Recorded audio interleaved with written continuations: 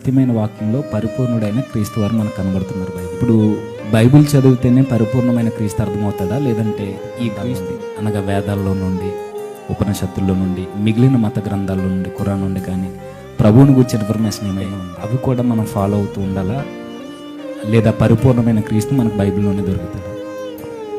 Excellent. కేవలము Bible మాత్రమే చదవాలి అని అంటే, ఉదాహరణకు కొరింథీ ఎక్కడుంది? కొరింథీ అంటే అదేదో ఇంటి పేరు అనుకుంటారు కొంతమంది, లేకపోతే సంఘం పేరు అనుకుంటారు. అలా కాదు. కొరింథీ అనేది ఒక ద్వీపం. ఆ ద్వీపం ఎక్కడుంది?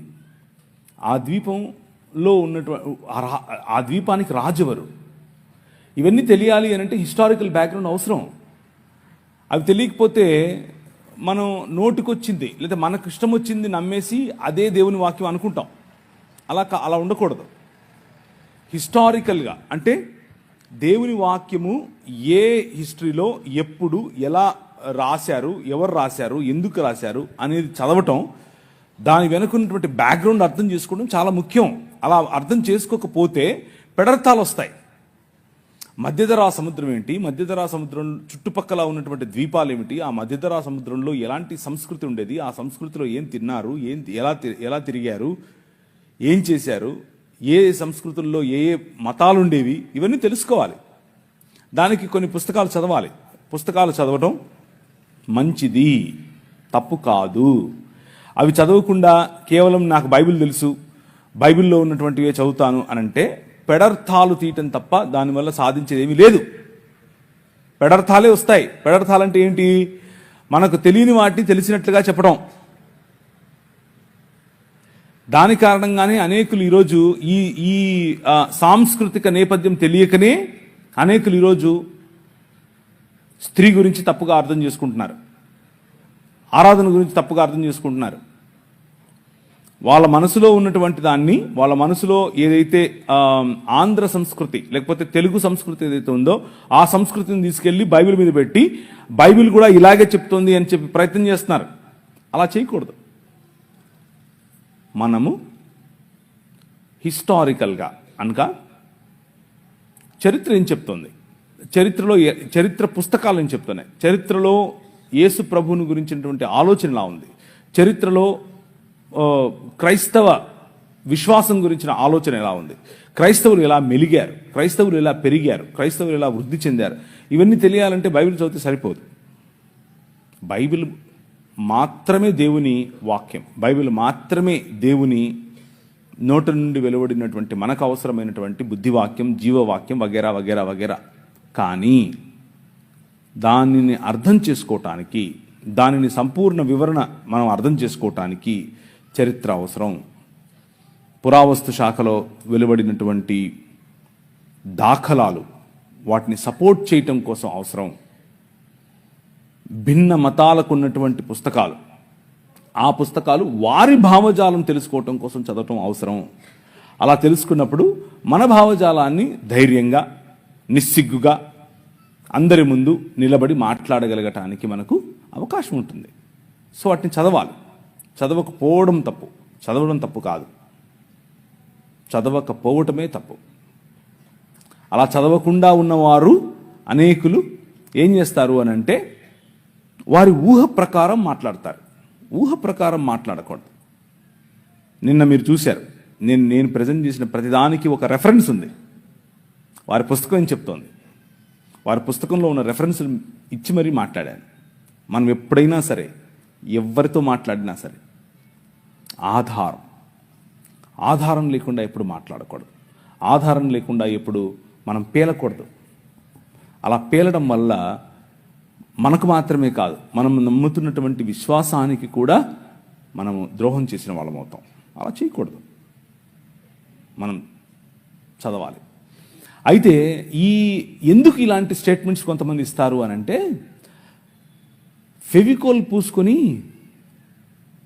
ఒక సీటు మీద కూర్చోవటానికి ఇబ్బంది, లేవటానికి ఇబ్బంది. అది మెయిన్ సమస్య. మతం అనే ముసుగులో ఉంటారు. మాకు ఇదంతా ఎందుకు అన్నటువంటి ఆలోచనలో ఉంటారు.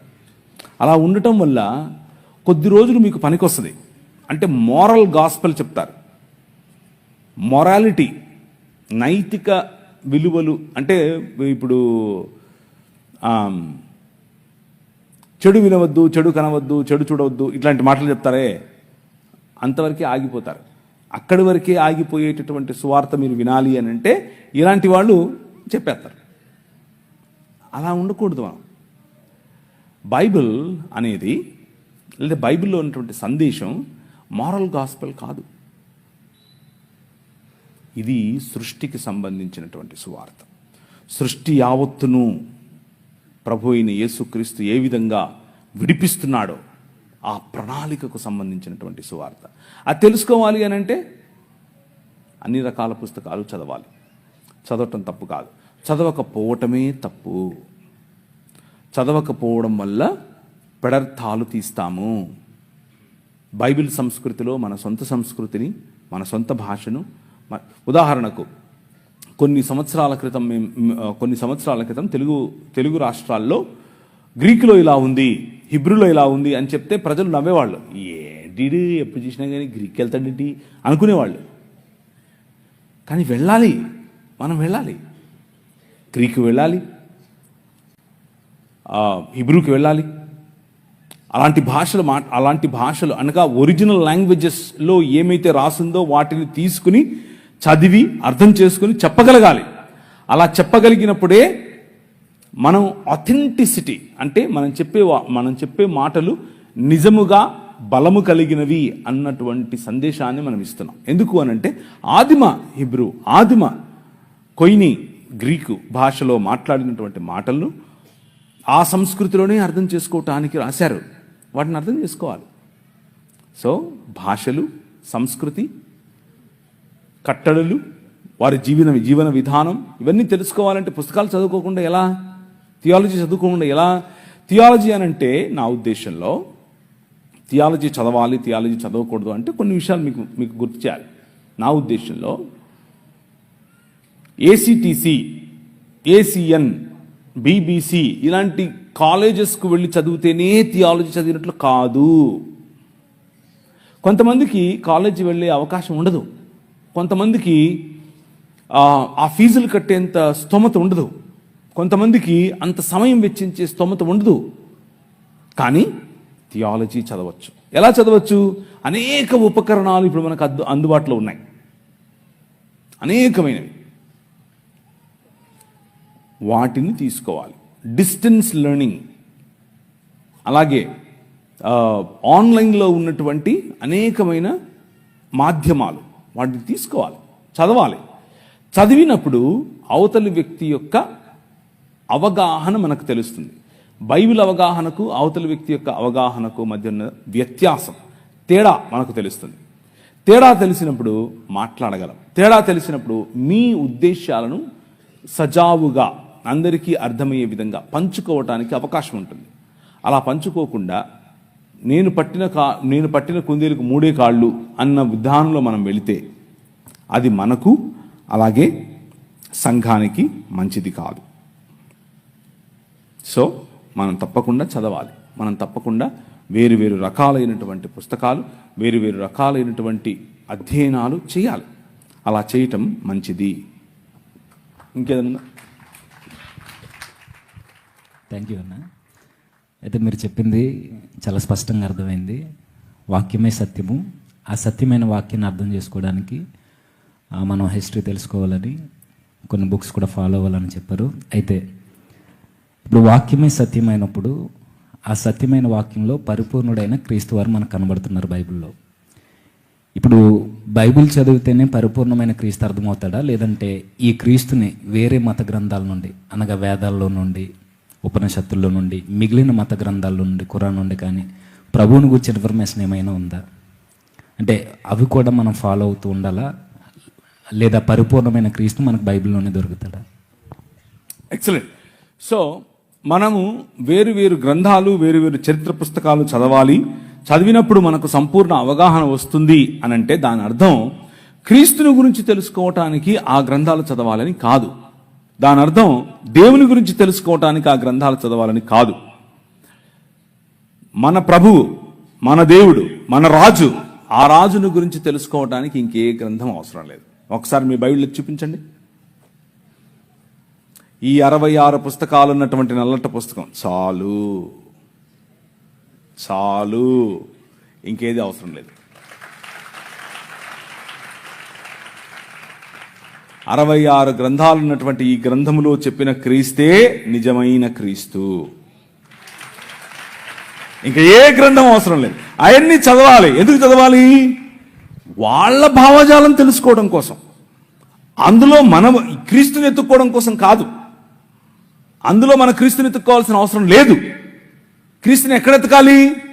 66 పుస్తకాలు ఉన్నటువంటి బైబిల్ గ్రంథంలో మాత్రమే వెతకాలి. అందులో మాత్రమే ఆయన ఉన్నాడు. ఇంకెక్కడ కూడా ఆయన్ను కాపీ కొట్టినటువంటి అనేకమైనటువంటి గ్రంథాలు ఉన్నాయి. కానీ కాపీలు ఎందుకు? మనకు ఒరిజినల్ ఉంటే. అర్థమవుతుందా?